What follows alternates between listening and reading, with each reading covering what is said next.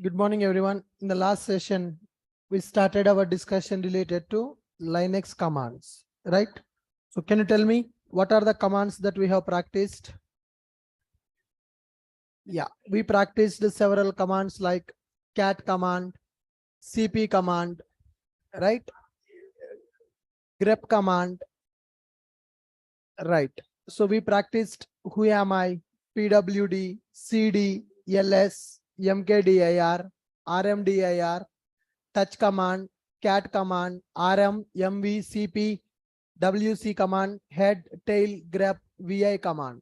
So did you practice ch mode and ch own commands?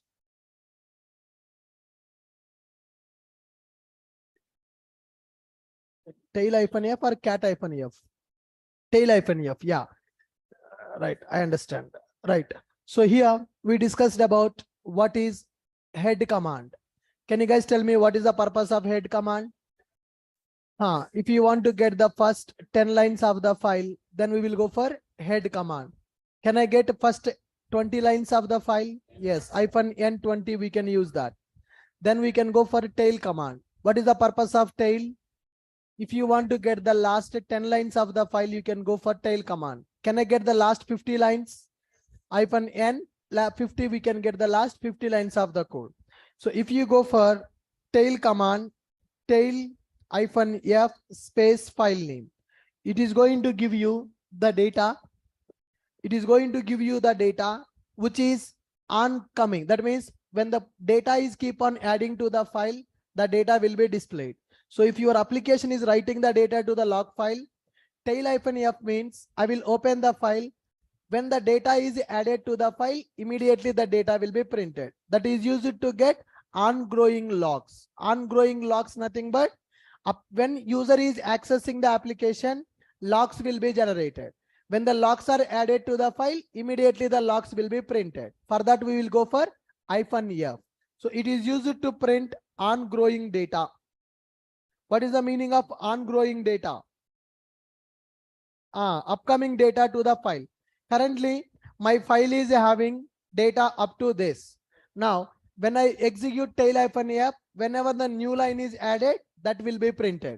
Whenever the new line is added, that will be printed. For that, we will go for -f option.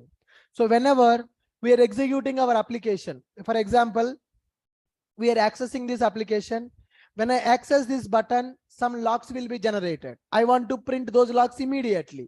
For that, we will go for -f. Good. Fine. So we have seen the commands that are required for us, and we have seen vi command. What is the purpose of vi command? What is the purpose of vi? Vi is used for visual editor. If you want to edit that particular file, if you want to modify the data of the file, then we can go for vi. What is a grep command? If you want to find some text in the file, then we can go for grep command. All right. So and in the material, I have given the commands like ch mode command. What is the purpose of ch mode? Change permissions of the file. So whether you want to use only read permission, you want to give write permission, or you want to give read, write, execute permissions, we can go for ch mode. Then we have another command called ch own command. What is the purpose of that? Ownership of the file. File is created by some user. I want to make another user as a owner for that file. Then we can go for ch own command. But for the developers, that is not required. For the developers, these commands are important. Cat command and grep command, vi command, head command, and tail command. So basically, we are going to use Linux machine to monitor logs of our application. Log file will be available in the Linux machine. To get the logs of that file, we will go for a tail command. So tail command will give you last lines of the data. Suppose if you want to find some pattern in the log file, then you will go for grep command. If you want to modify some configuration file, then you will go for vi command. All right. Next one, how to install softwares in the Linux. How to install softwares in Linux OS. To install softwares in the Linux OS, we are going to use package manager. So Linux OS provided package managers to install any software. Got my point? Now, if you are going for Amazon Linux or Red Hat Linux or CentOS, then the package manager for these things is yum. Yum is the package manager for these machines. If you are going for Ubuntu or Debian flavor, then package manager is apt. Right? Based on the Linux distribution we are using, the package managers are going to be different. So if you are using Amazon Linux or Red Hat Linux or CentOS Linux, then you need to go for yum package manager. If you want to install Java, yum install Java. If you want to install Maven, yum install Maven. So yum is a package manager. It will download the software which you want and it will install in the operating system. If you are going for Ubuntu operating system or Debian operating system, for that the package manager is apt. Apt install Java, apt install Maven, apt install get. So here, if you are going for yum, the syntax will be yum install Java. So yum is a package manager, install is the command, Java is the package name. It is going to install Java software. But to install any software in the Linux machine, we need to have super user permission. To get the super user permission, we will use sudo command. Sudo nothing but super user operation, administrator. In the Windows, we have the option. Suppose open, or if any software is available, run as administrator, option will be available. Similarly, in the Linux, if you want to install any software by using package manager, then you will go for sudo, nothing but super user permission. Suppose if you want to install same software by using this Ubuntu, then we need to go for sudo apt install Java. So here, based on the distribution, package manager is going to be different. So for every distribution, there is a package manager. Now let me go for our AWS cloud, EC2. Now I want to create one EC2 instance, launch EC2 instance. I'm going to take this instance name as my Linux VM. You can give any name for that. My Linux VM, right? Then I'm taking this as Amazon Linux, T2 Micro, key pair, AWS key pair we created yesterday. VPC, that is default VPC, security group, allow SSH traffic. Okay. Next one, storage 8 GB, click on launch instance. Instance is getting created. Once instance is created, public IP will be generated for the instance. We need to copy that public IP username. If you select this instance, once instance is started, if it is in the running state, then connect option will come. There you can check the username of the machine. For Amazon Linux machine, what is the default username? EC2 user. If I go for Ubuntu, Ubuntu will be the username. Okay. You can check that here. Mobile Extra. Open this session, SSH, remote host, username. I'm specifying this as EC2-user. SSH settings, use the private key that is available in the downloads. Yesterday we downloaded that AWS key pair.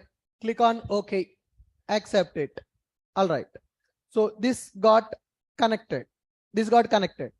Fine. So you can check it. Who am I? I'm a EC2 user. Perfect. Now I want to install Git client here. I want to install Git client, right? So in order to check that, first Git is available or not, Git version. When I install Git, what it is saying that? Command not found. I want to install Git. So what is our Linux distribution? Amazon Linux. For Amazon Linux, what is the package manager? Yum, right? Yum install. To do that, yum install Git. What it is saying that?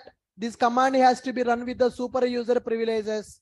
Okay. So to give the super user privileges for this command, I'm going to use sudo. It is like an administrator. It will have all the permissions to perform operations in the Linux machine. Sudo yum install Git. It is asking, boss, this package is going to take 34 MB in this machine. Are you okay to install? Confirm. Yes. Then Git client will be installed in our machine. Git client will be installed in our machine. Yes, Git client got installed. Now you can check Git -version.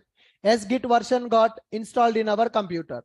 Similarly, I want to check Maven. Maven is available or not. Maven command is not available. How to install the Maven? Sudo yum install Maven. That's it. It is asking, are you sure you want to install? Yes, confirm that. Maven is getting installed. Right?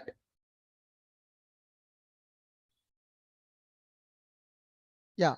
To install the Maven, what is required? Java is required. So did I install the Java or I have not installed Java? I have not installed Java. Then what they have done? They installed Java 17. Okay. So let's verify Java is available or not. Java -version. Yes. Did I install the Java or it installed automatically? It installed automatically. Why Java is installed automatically? Because Maven I installed by using yum. But Maven is developed by using Java. If you want to install the Maven, then Java is required. So first they installed Java, then they installed Maven software. Okay, now let me go here. Let me check my GitHub repository. Let me take one REST API, one project which is available in our GitHub. So let me take REST API. Spring Boot REST API is available. Copy the URL. So do you know how to clone the Git URL? Yes, ls-l. Currently, anything available in this machine? No. Any file available? No file available. I want to clone the repository. Git to clone repository URL. Sorry. I think it is not copied. Copy that. Git to clone, paste it. I have given git clone URL. Enter. It cloned our GitHub repository into our Linux machine, ls-l. You can see my Spring Boot REST API is available. Can I print the content of this directory? How to print it? ls-l Spring Boot REST API. SRC available, pom.xml is available. Target folder available or target folder not available? Target folder not available. Then let me go inside the project. cd space Spring Boot REST API, clear. Present working directory. I'm inside the project directory, pom.xml available. Can we package this application by using Maven now? Yes, we already installed Maven. How to package this application? MVN clean package. Now, I'm executing Maven goal to package this application. First time Maven packaging is happening, so it is downloading all the required dependencies to package our application. It is a Spring Boot application, will be packaged as a jar file or war file.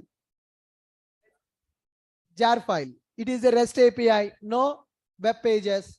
So this application will be packaged as a jar file. That jar file will be created inside the target directory. Can you see the status of the build? Build got success. Now verify. Earlier, we don't have a target directory. Now target directory got created. Let me check this. ls-l space target. In the target directory, can you see our jar file got created?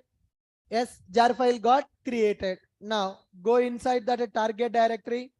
Currently, I am inside project directory. Now I want to go inside the target directory. cd space target. cd space target. ls-l. Now I am having that jar file. Now I want to run the jar file. How to run that jar file? Java space -jar space jar file name. Jar is created. Now I am running that jar file. So this is a Spring Boot application jar file which contains a REST API. Java space -jar space my jar file name. Now let us see. Our Spring Boot application is executing in the Linux machine. That Linux machine is created in the AWS cloud. Started my boot application. What is the port number? What is the port number? 8080. My application is running in the Linux machine. That Linux machine available in the AWS cloud. Now observe. this is AWS cloud. Assume that in this AWS cloud, I have taken one Linux machine. Let me take this as AWS cloud, and let me take this as EC2 instance, EC2 VM, nothing but Linux machine. In that Linux machine, my boot application is running. My Spring Boot application is running in the Linux machine. What is the port number it is using for the boot application, guys? It is running on the port number 8080. For this Linux machine, public IP is available. Let us go to EC2 instance. It is having public IP. So this is the public IP of our machine. Now I want to access my boot application. Till today, we executed our applications in the Spring Tool Suite IDE. That application we accessed localhost colon 8080. But now application is running in my local machine. Application is running in the cloud machine. Application is running in the cloud machine. Now I want to access that application. I want to access that application. To access that application, we need to go for public IP, EC2 public IP, EC2 public IP colon 8080, HTTP colon / EC2 public IP colon 8080. This is the URL of our application. If our application is running in our computer, then instead of the IP address, we are going to provide localhost. But currently, application not running in the localhost, application running in the cloud platform. To access the application which is running in the cloud platform, we need to use public IP address of that computer. Are you getting my point? Now, let's try. Take the public IP address, observe carefully, go to browser, public IP address colon 8080 / Am I able to access the application or not able to access the application? That means we are not able to access the application. So there is a concept called firewall security. There is a concept called firewall security. For every EC2 instance, one security group we have attached. This is called firewall. Which request should be allowed, which request should not be allowed, that will be decided by firewall. Now, for our EC2 instance, firewall is available. That firewall we are going to call as security group. For our EC2 instance, one security group is available. Because of that security group, we are not able to access our application. Now, we know that application is running in the Linux machine.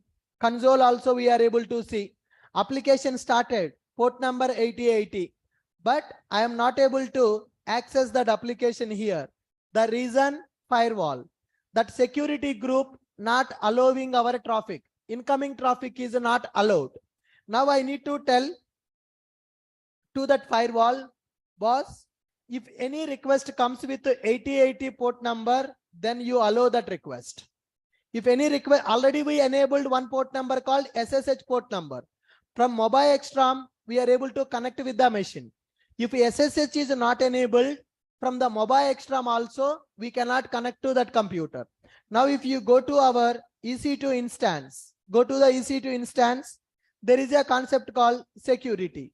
Go to the security and you check it. What is the security group associated for that?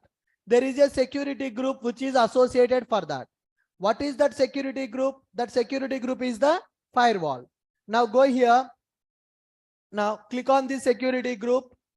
See that in that security group, inbound rules available, outbound rules available. What is the meaning of inbound rule? Inbound rule will decide which traffic should be allowed. Outbound rule will decide what outgoing traffic we need to allow. For the outgoing, what we configured, all traffic. That means my machine can talk to any other network which is available outside. My machine can connect to internet because I have configured outbound rule for that.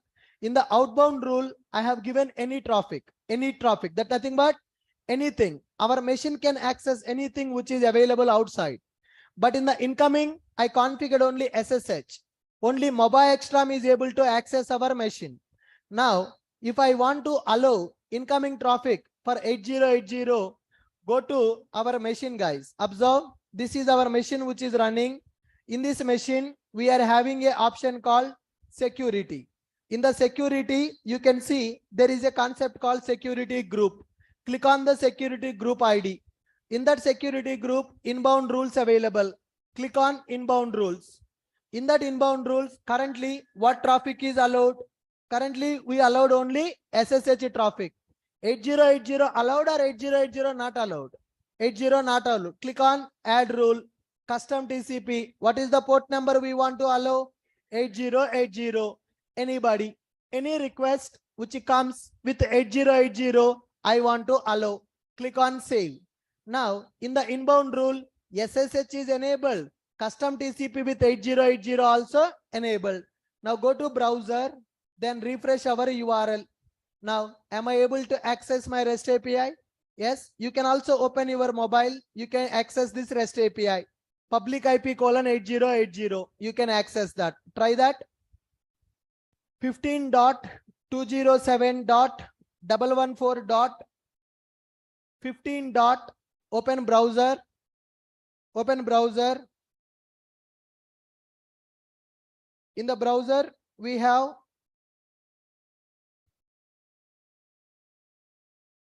(207.114.240:8080).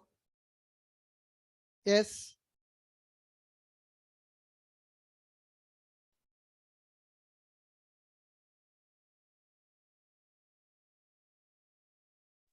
Clear, guys? Yes, we are able to access our application. Where our application is running now? Our application is running in the AWS cloud platform. So we are able to install Git software. Now I have installed softwares like this: sudo yum install git. Then I have installed sudo yum install maven. When we install maven, Java installed by default. Java installed automatically because maven requires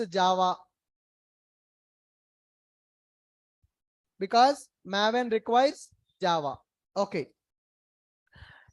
Running Spring Boot application in the Linux machine. What we have done, guys? Running Spring Boot REST API in AWS cloud machine. Running Spring Boot REST API in the AWS cloud machine. How we are running Spring Boot application in the AWS cloud machine? First step, clone Git repository. Navigate to project directory. Navigate into project directory and package application using maven. For that we are using mvn clean package. How we are cloning the Git repository? Git clone. I'm giving the Git repository URL. So we are having one Git public repository URL. You can clone this repository URL. How to run Spring Boot REST API in the AWS cloud machine? I'm cloning the Git repository, Git clone repository URL. Navigate into project directory and package application using maven. mvn clean package. Project is packaged. Verify jar file creation in target directory. Verify jar file creation in the target directory. How can we do that? ls-l space target. Then it will print the content of the target directory. Then third step, run jar file using below command. How to run that? Java space -jar space jar file name targets/jar file name, so that application will be started. Now after application started, then what is the next step? Check the port number. Check port number of embedded server. By default port number, it is coming as 8080. Now I want to access this application outside of the machine. I want to access this machine from my Windows browser. How to access this application from the Windows browser? We need to enable security group. Now go to that. Go to EC2 VM security group, edit inbound rules, enable 8080 port number. Okay. Now, so after this, next step, access application, access our REST API in browser. So what is the URL to access our application in the browser? Right, public IP colon 8080 / that's it. Now URL, we are giving the URL as http colon / public IP colon port number 8080 / that's it. I have a method which is binded to empty URL pattern in our application. So that's why the moment when you hit the URL, we are able to access that. You can see in the REST API, go to src main Java. Sorry, here Ashok IT REST controller application. Yeah, by default in the start class itself, I made as a REST controller. In that, I have one method. Whenever you send a request with the empty URL pattern, then directly that method is getting executed. With that method, we are able to get the response from the REST API. Suppose now, if I stop my machine, stop instance, I have stopped that machine. So if I stop that machine, can we access our API? No. So the machine should be up and running, then only we can access that machine. Otherwise, we cannot access that machine. Are you clear? Good. Just look at the steps now. We are trying to understand how to install softwares in the Linux OS. Linux OS provided package managers to install any software. Amazon Linux, if you are using, Yum is the package manager. Ubuntu Linux, if you are using, apt is the package manager. Yum install Git, Yum install Maven. When you install Maven, Java install by default. Okay. Now, how to run Spring Boot application in the AWS cloud machine? You need to clone GitHub repository URL. Then you need to package your project by using MVN clean package. Then verify that jar file got created or not. If the jar file is created, then you can check that ls-l target. It will display the content of the target directory. In the target directory, jar file is available. Once the jar is available, we need to run the jar file by using Java command. So it will take default port number, that is 8080. In order to access our application, we need to go for public IP colon 8080. So by default, 8080 will not be enabled. We should go to our machine. In our machine, whenever you see, select the machine, security group will be enabled. Click on the security group. Go to inbound rule.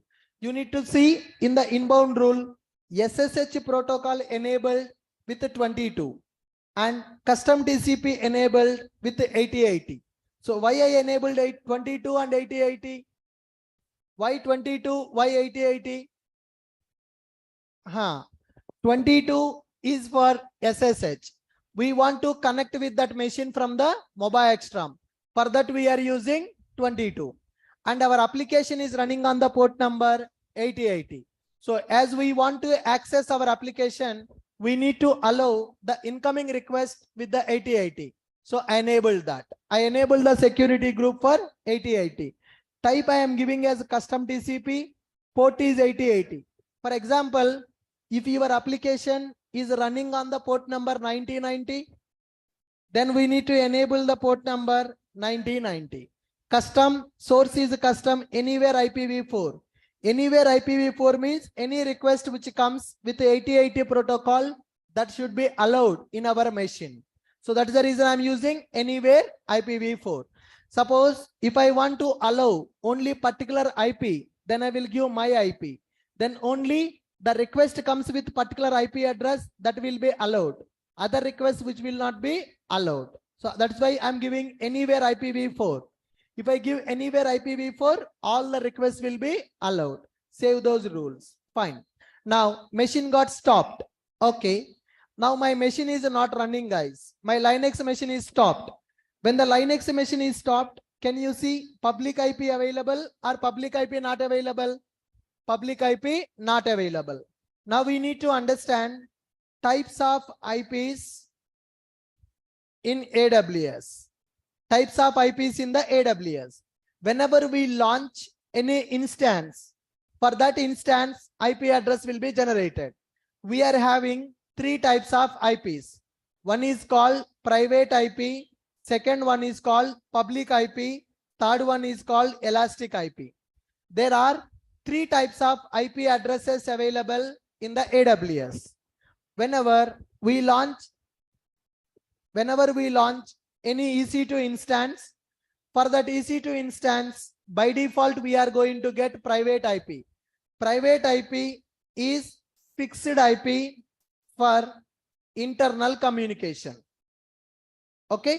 Within the AWS cloud, within the VPC, if one machine want to communicate with the another machine, then we are going to use private IP. Can I access our application by using private IP? No.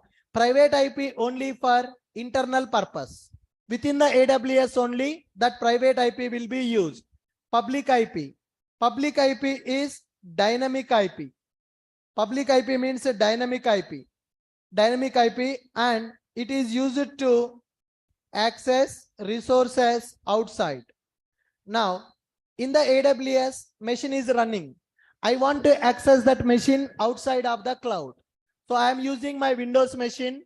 In my browser, I'm accessing the Linux machine, the application which is running in the Linux machine by using its public IP. But the thing is, the public IP is dynamic IP. What is the meaning of dynamic IP?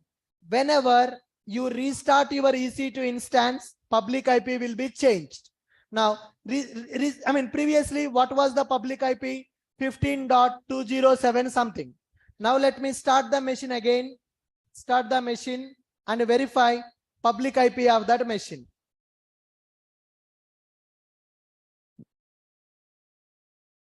If the machine is in the running state, then only public IP will be available, and if you restart the machine, public IP will be regenerated. Go to this. Yeah. Now, can you see public IP? Is it same or it got changed? Now, public IP. Copy this public IP. See this. Earlier public IP, this time public IP, same or different? Different. So what is the meaning of that? Public IP is a dynamic IP. It is used to access resources outside. So that will be regenerated whenever you restart the machine.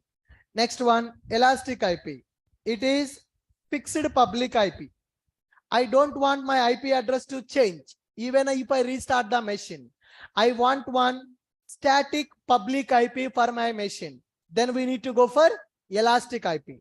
If you go for elastic IP, it is commercial. So the public IP, private IP, which we are getting for the EC2, they are free of cost.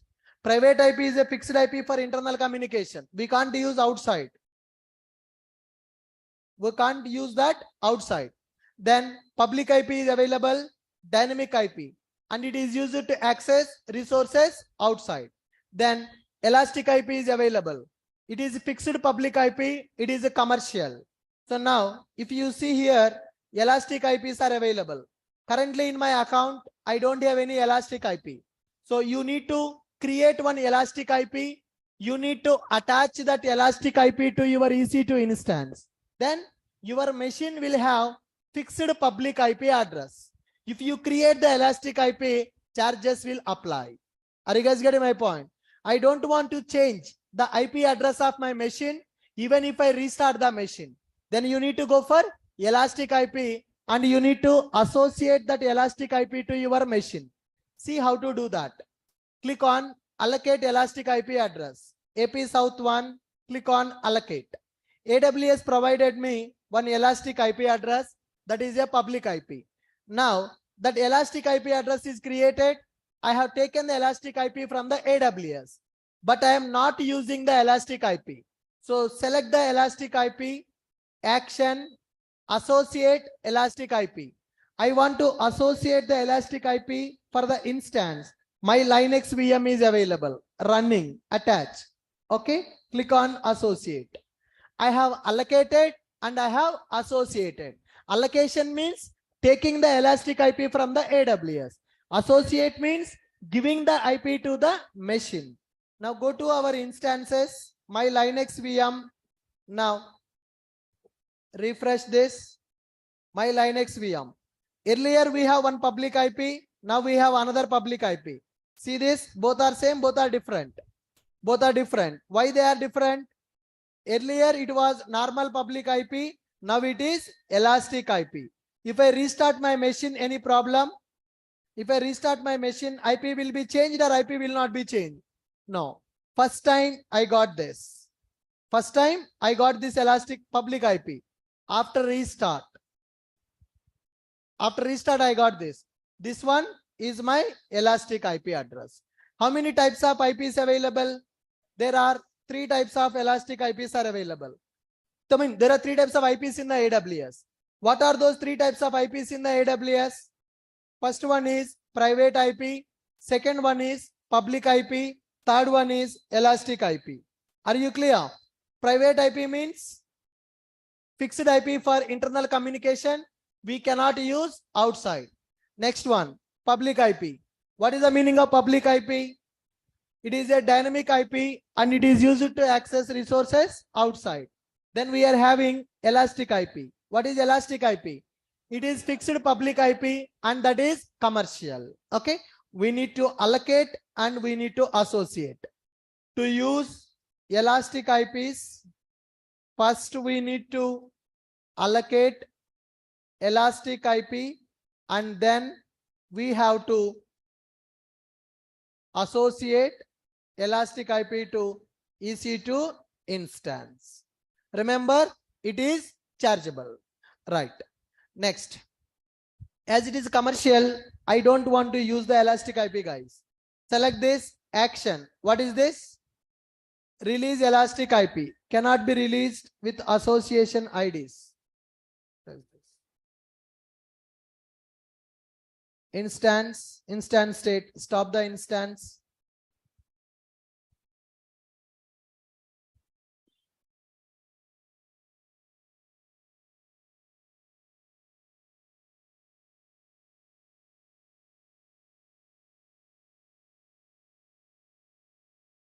Yeah, elastic IP, release the elastic IP.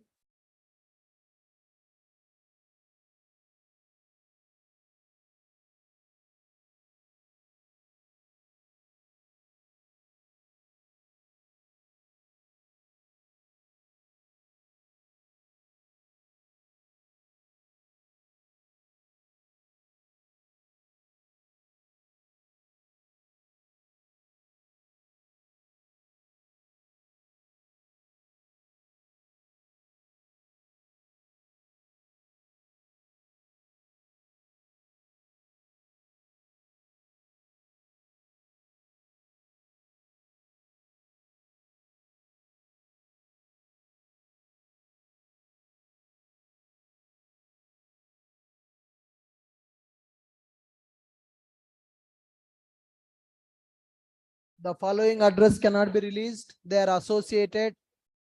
Action deassociate elastic IP address. Deassociate. Okay. First we need to deassociate. We have already associated. We need to deassociate the elastic IP. That means I have removed the connection between the EC2 instance and the elastic IP. Once the connection is removed, the problem is this option. Deassociate elastic IP. Does not exist. Allocation ID, association ID.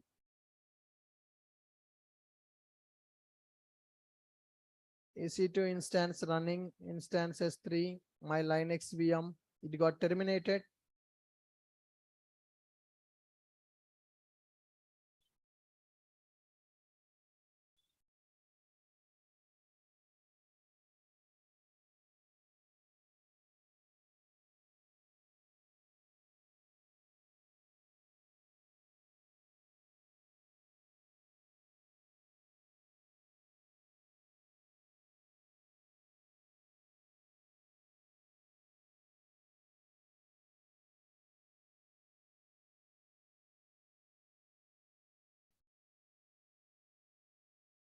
Yeah, I will check this, guys. It is not getting deassociated. The machine got terminated.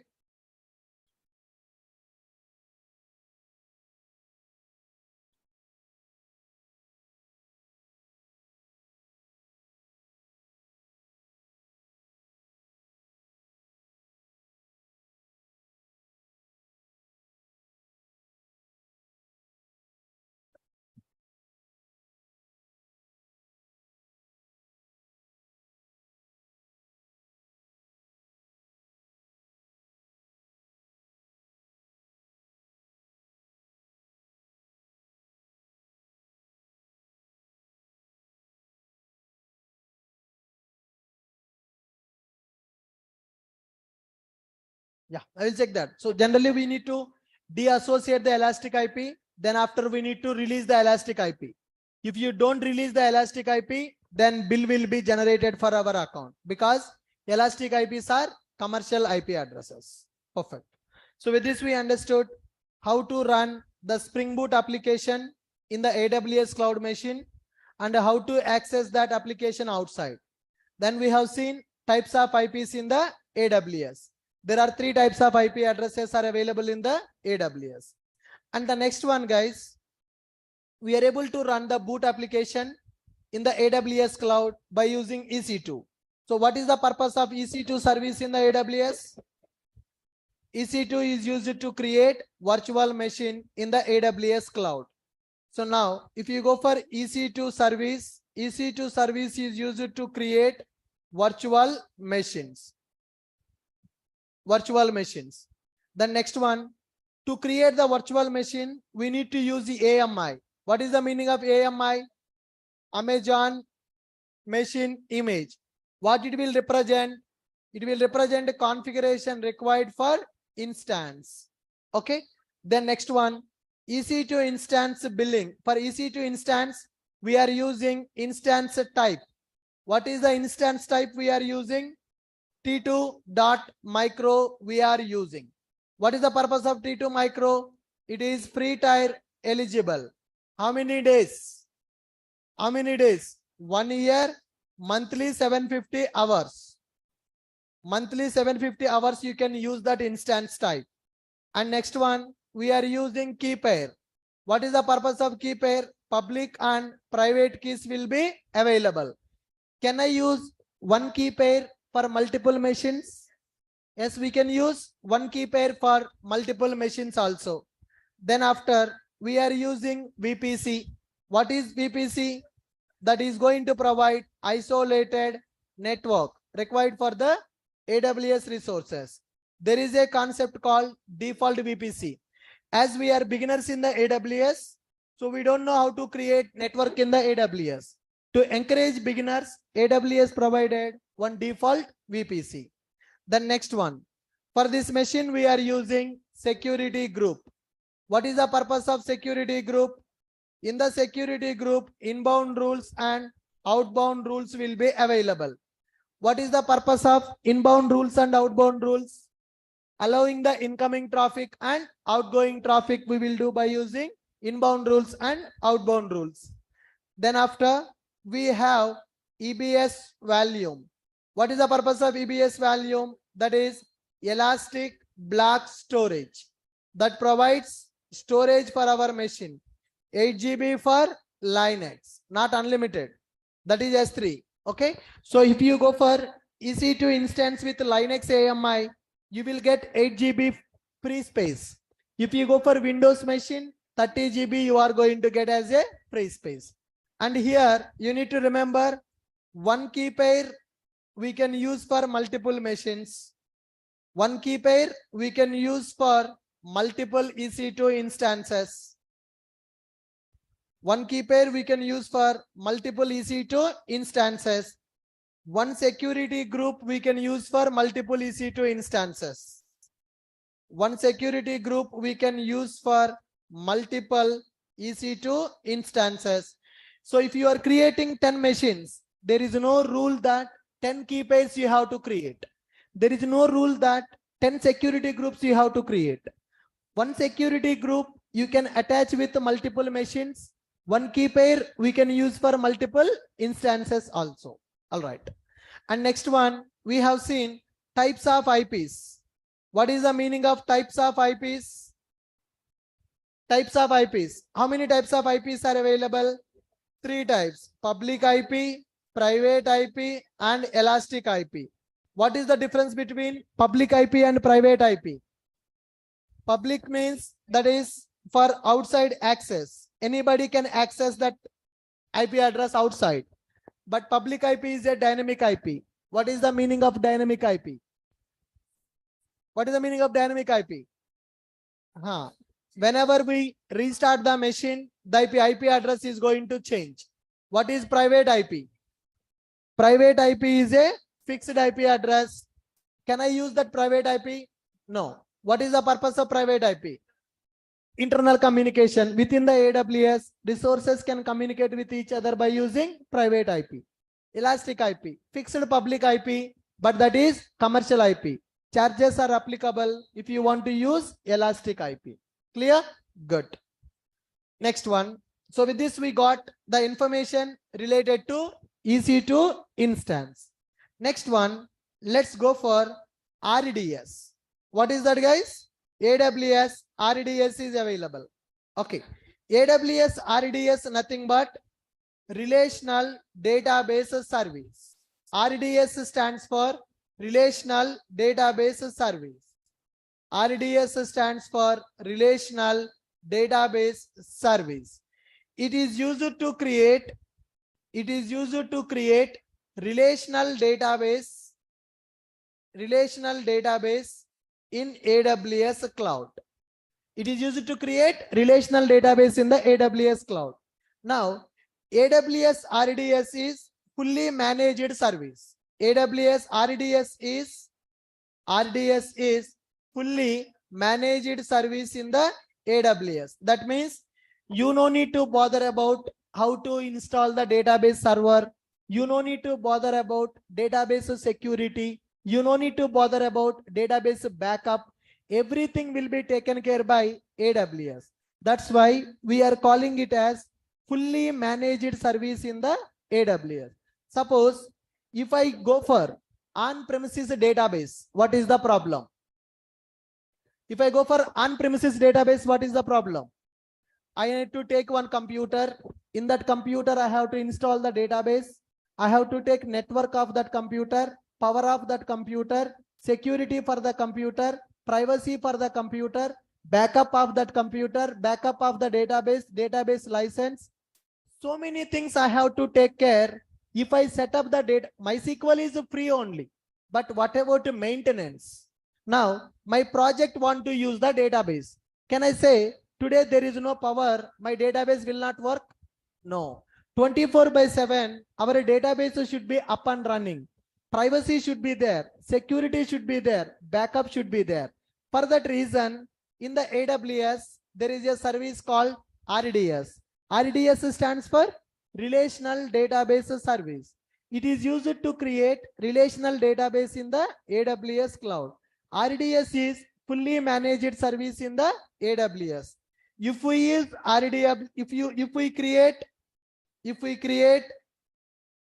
database using RDS, then we can directly use that database and we can perform operations. We can perform operations with database. Management, management, security, backup, security and backup will be taken care by AWS. RDS is paid service. RDS is paid service. They are providing the database for you. Sir, MySQL is free only now. Why they are charging? They are charging for the maintenance because they need to maintain the database in one computer. That computer should run 24/7. For that computer, network is required, power is required, backup is required. That's why MySQL is free, but RDS is not free. So if you want to create any relational database in the AWS cloud, then you can go for AWS RDS service. What is the benefit we are going to get if you go for AWS RDS service? the maintenance, management, security, backup of the database will be taken care by AWS. So that's why we are calling RDS is fully managed service in the AWS. AWS will support for several relational databases. AWS supports for several relational databases. Several relational databases. Example, they are supporting for Oracle, they are supporting MySQL, Postgres, SQL Server, Aurora, etc. Aurora is the Amazon database. So Amazon people provided their own relational database, which is called Amazon Aurora, right? So you can create Oracle database, MySQL database, Postgres, SQL Server, and Aurora by using RDS. Yes, come on, read that. What is RDS in the AWS? RDS stands for Relational Database Service. What is the purpose of going for RDS? Come on.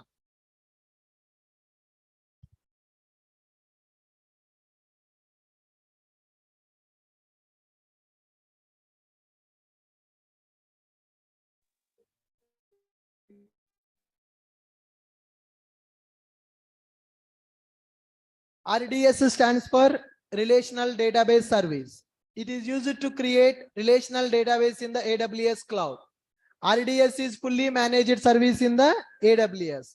If we create database using RDS, then we can directly use the database and we can perform operations with the database without bothering about maintenance. Why? Maintenance, management, security, backup will be taken care by AWS. RDS is a paid service or free service? RDS is paid service. What are the relational databases supported by AWS? Oracle, MySQL, Postgres, SQL Server, and Aurora. Okay, let us see here. Go and search for RDS. Okay, RDS, Managed Relational Database Service. Click on RDS. Click on RDS.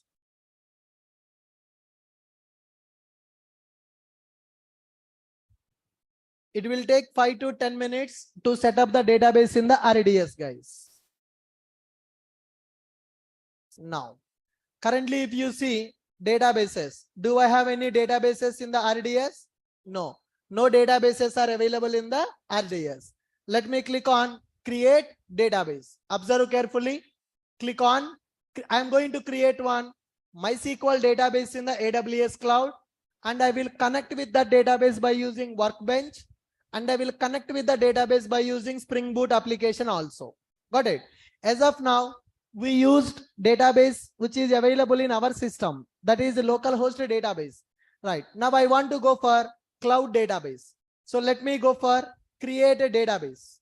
Now it is asking, do you want standard create or easy create? Let me go for easy create. What are the databases they are supporting? Aurora, MySQL, Maria, Postgres, Oracle, SQL Server. I'm going for MySQL database. When we select MySQL, they're asking, do you want the database for production? You want for the development, or you want free tier? I want to go for free tier. I'm selecting free tier. Database name. What is the name of your database? I can give my database name as IESDB. Any name you can give. What is the username you want for the database? You can give any username for the database. So the username, it is taking as admin. Password, what you want to give? Admin dev db. @ is not allowed here. Now I'm giving admin dev db. That is my password. You can give any password. My database username is admin. My database password, let me give it as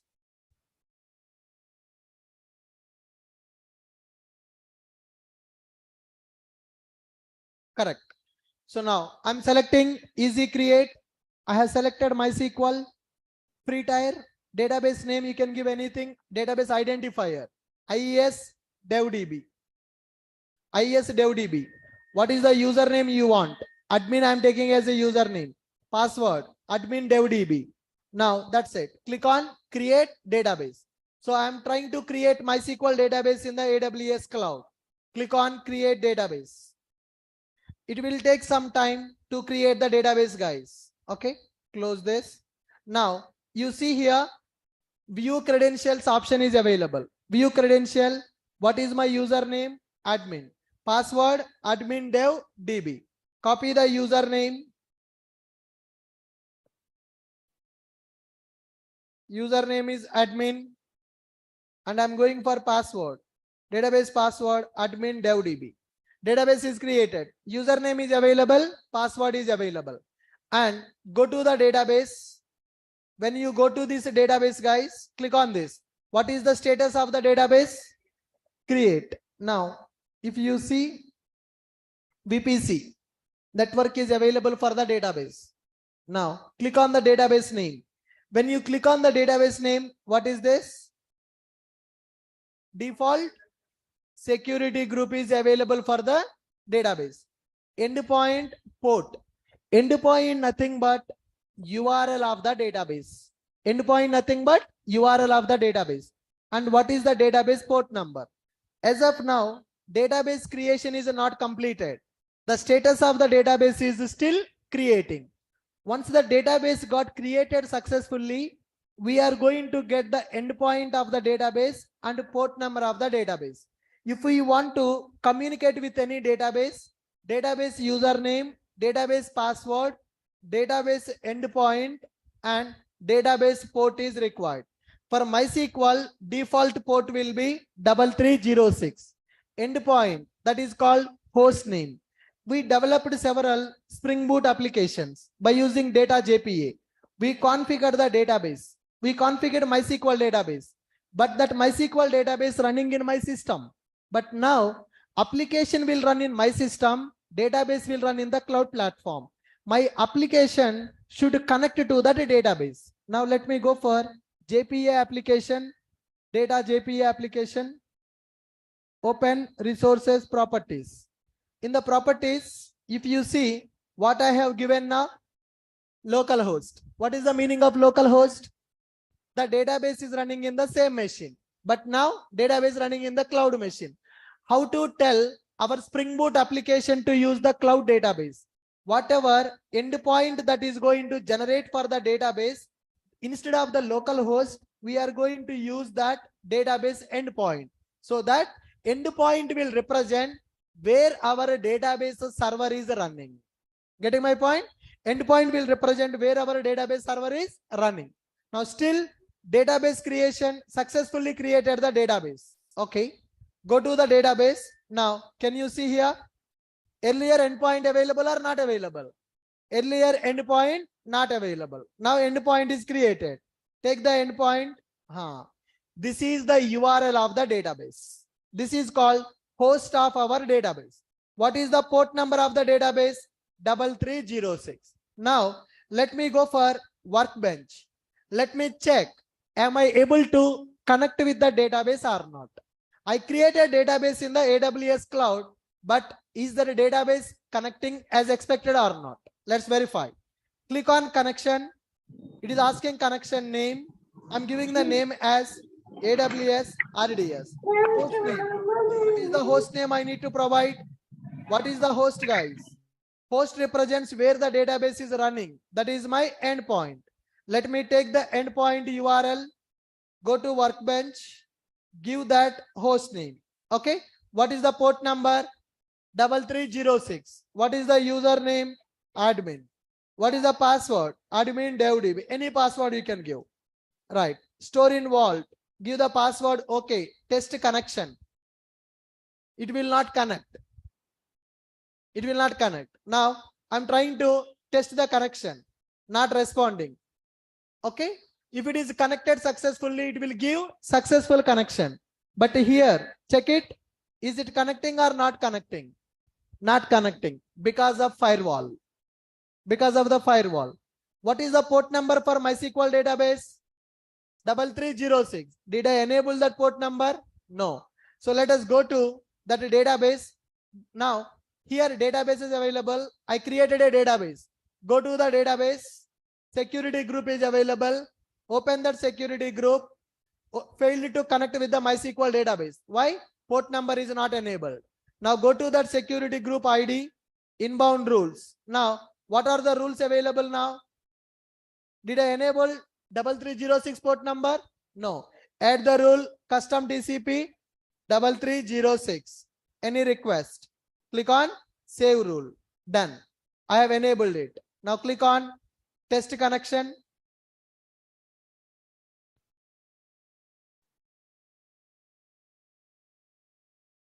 One minute.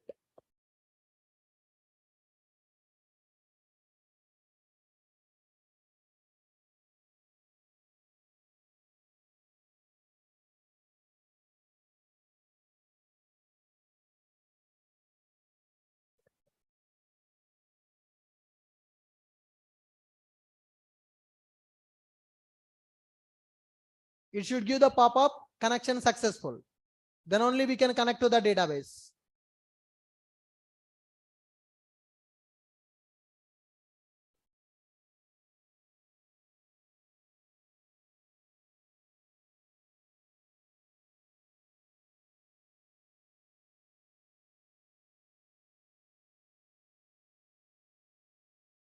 Connection name, RDS, host name, that is our endpoint URL.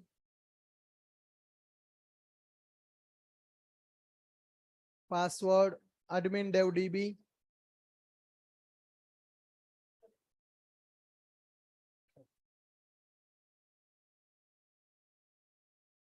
Username is admin, right?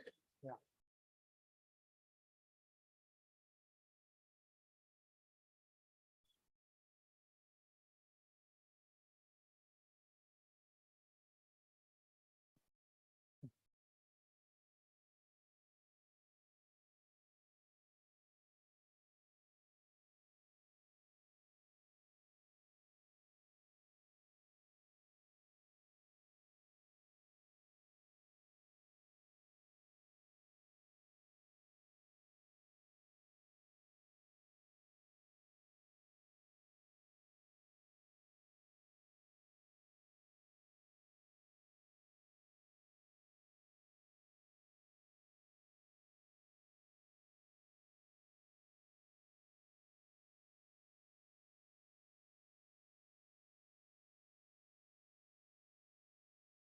It's not connecting, guys. Let me check it.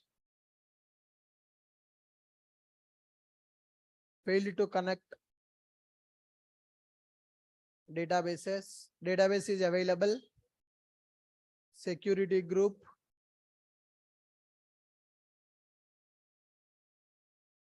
Inbound rules. Edit the inbound rules. That's fine. MySQL, I want to allow that.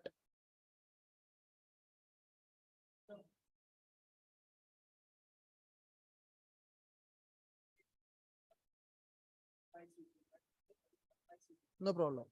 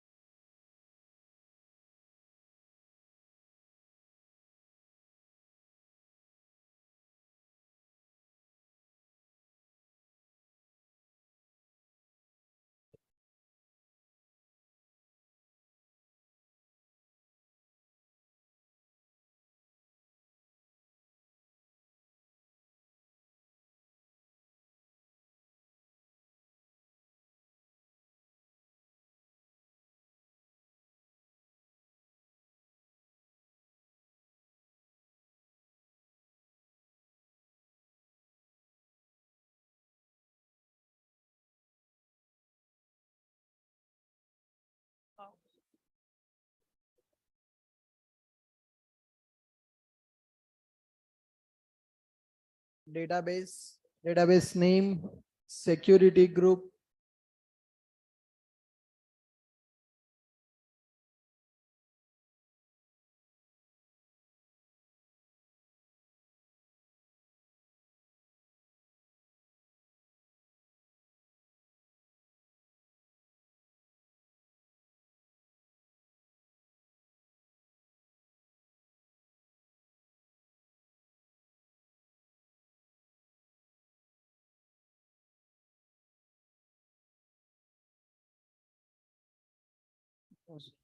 did I copy this correctly?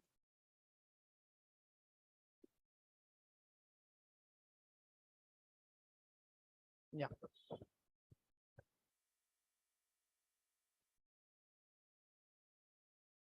0265535, that is fine.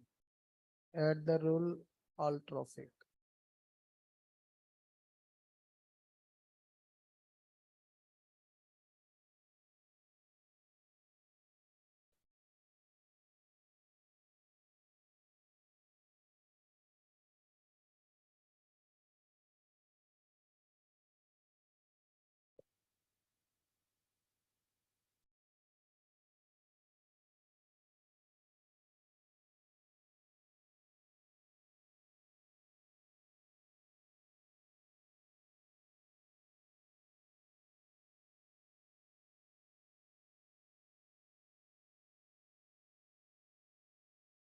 Double 306 admin.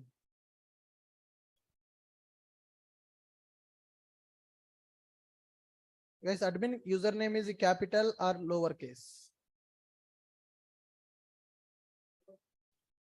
Lowercase only. Admin.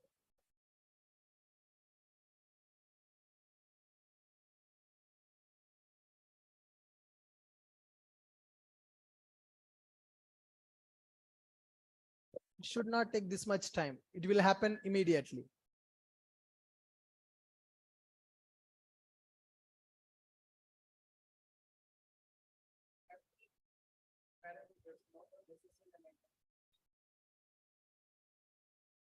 Already I made one video also on this. AWS RDS DB. Spring Boot with AWS RDS. Spring Boot with AWS RDS. How to connect our Spring Boot application with RDS database. So here I have created the database.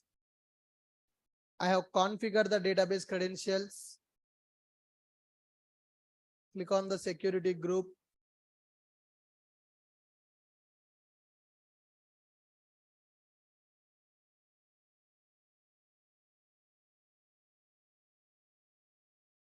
Double 306 custom DCP. That's it.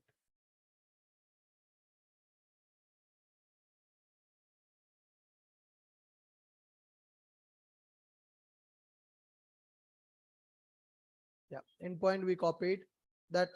Instead of the local host, I configure the database URL. Now here I have tested that connection. It will check immediately. AWS RDS database, host name, the host name that we have created, database host name, port number 3306, username, admin, password that we selected there. Okay. See here. Very quickly it is giving the response. Successful, it got connected. So now here it is taking time. MySQL connection, RDS, host name,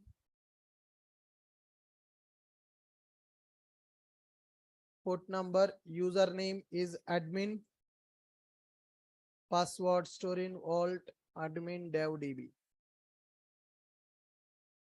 Okay, click on test connection. It's not coming. That means something wrong with workbench. So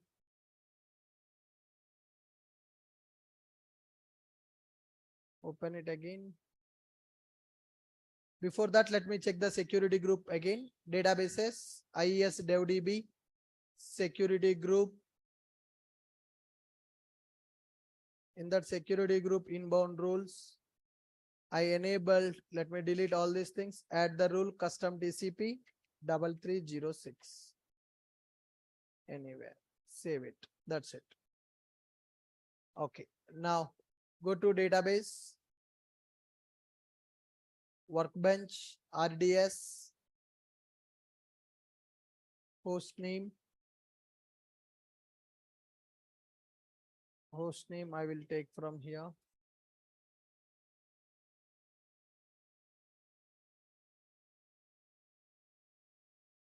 Username is admin, password admin devdb.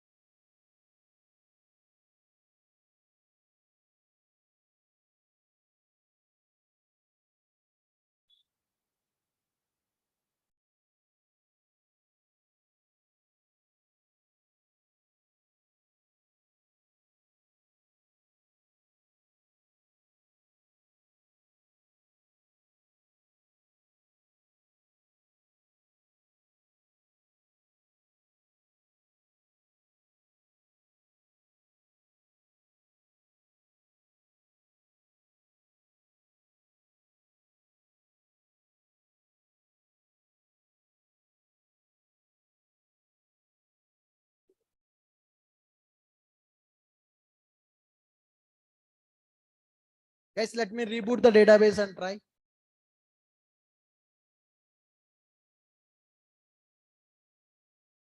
Meanwhile, we can create a new database, right? Easy create, MySQL, free tier, database one, username is admin, password, admin DB, admin DB, admin DB. Yeah. Okay. Admin DBA. Default settings enabled, default VPC enabled. Okay. Create the database.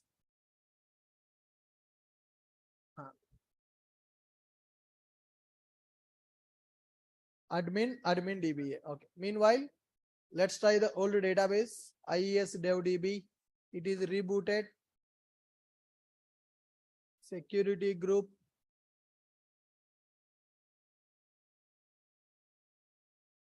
Inbound. Edit the rules. 3306 is enabled. That is fine. Edit the connection properties. RDS.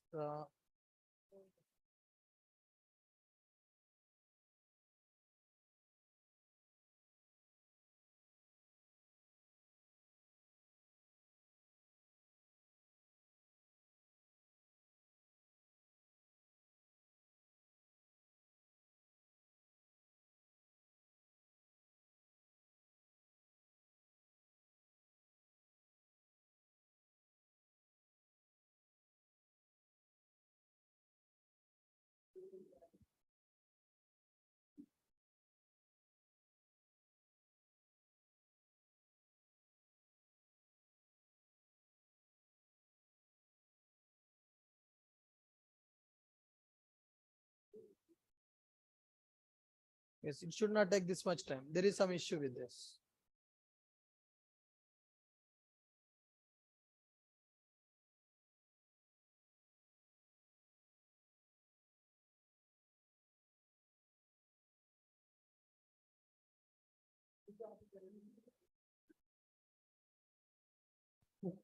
Excuse me.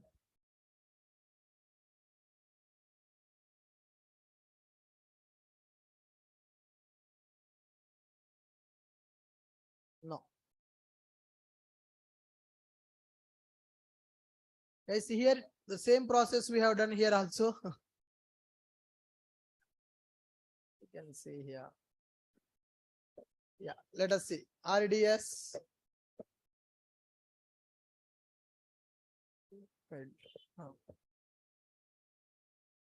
No database available. See the steps that we are following in the video.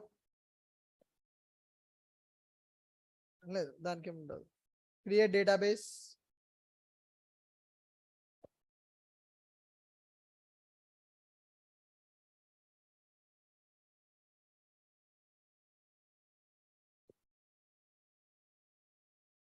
Standard create option I have taken for that. Guys, now I got no. I got that now. The reason is by default, the database that we created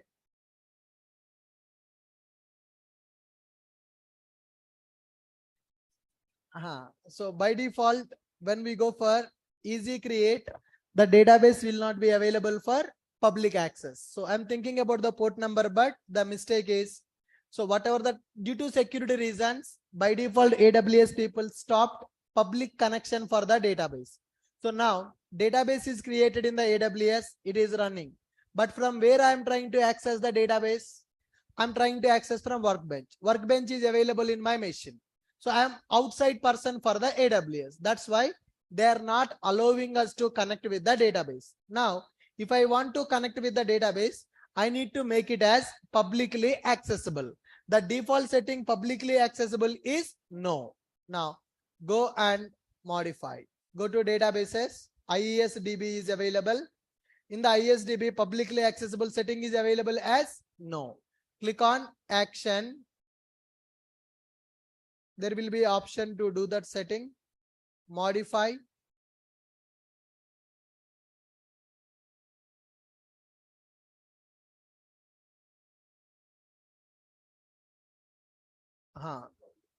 There is a configuration called additional configuration is available. Now give the setting as publicly accessible. Okay. Now click on continue. Apply during the next schedule or apply immediately. I want to apply immediately. Modify the database instance. So now database is created. Now let us check publicly accessible. Still it is no. It will take some time to reflect that change. When we in the video, I have used the option called standard create. When we are going for standard create, there will be an option directly to enable publicly accessible. You can see the setting. When I'm going for standard create, there is an option directly publicly access, yes or no. You can see public access by default it will be no. In the standard create, I have given the access as yes. When I go for easy create option, that option is not coming. By default, it is taking as no. So we need to modify that setting to make it as publicly accessible yes. Then only we can connect to that database from outside. Let me check it. Is it reflected?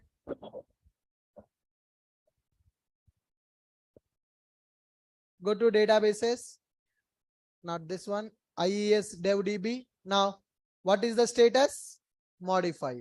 Still, now publicly accessible. Yes. Okay, good. So that is what I got confused. Why it is not working?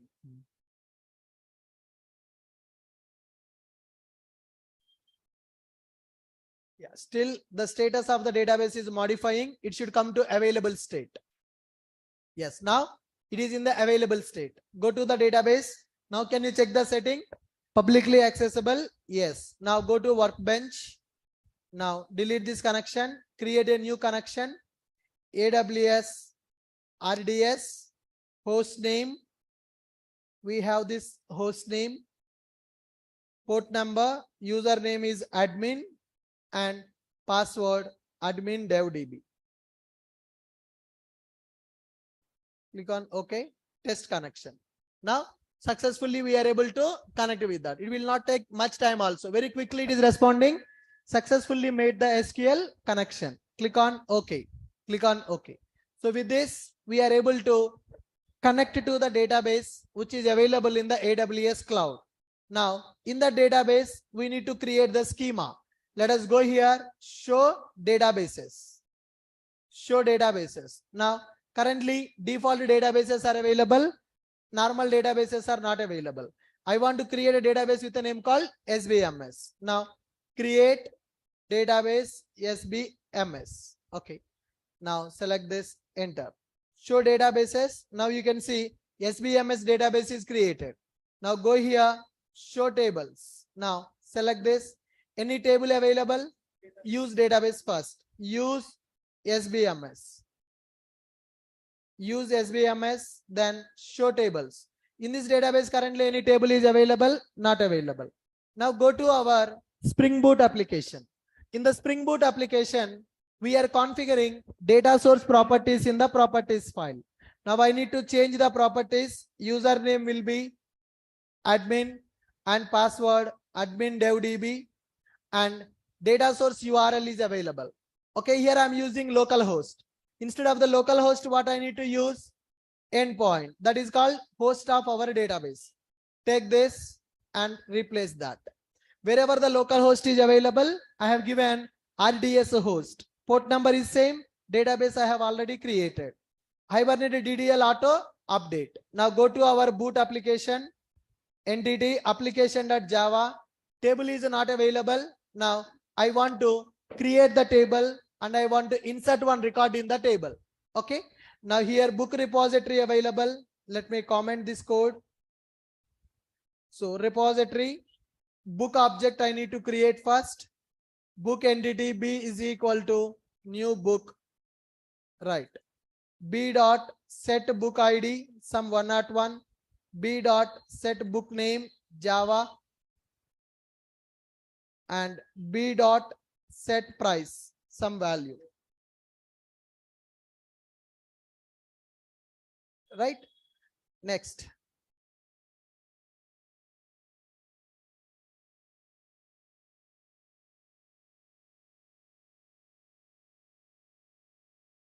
Book class is available. By error.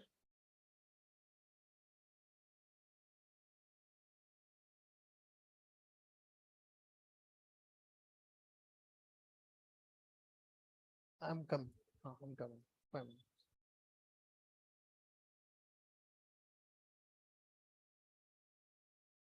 What is the problem here, guys?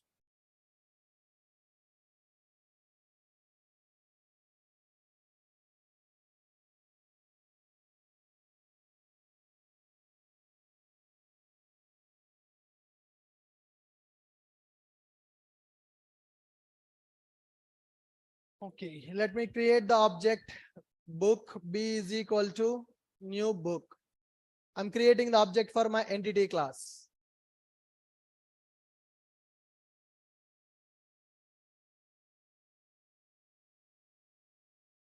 Any version issue? That is fine.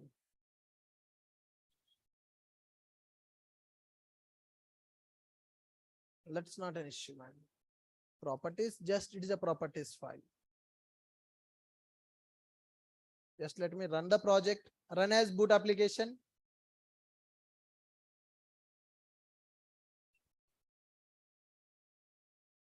Application started and application stopped. Go to database, show tables. Table is not created.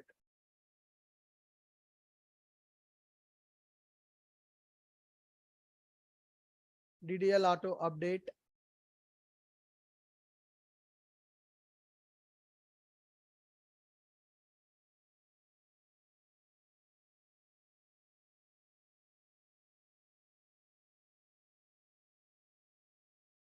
Update Maven project.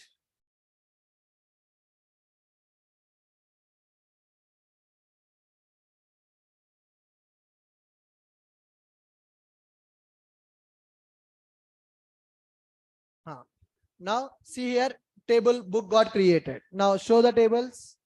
Now you can see the book got created in the table. That means our boot application is able to connect with the RDS database. So now I will share this video also, guys, which is there in the YouTube, how I created the database by using standard create, how we communicated with the boot application. So I want you to practice two things today. One is how to run boot application in the Linux machine, how to access that. Second one, how to create a database by using RDS, and how to test that database, how to connect to the database by using Spring Boot application. Practice those things. We'll discuss in the tomorrow session. Thank you.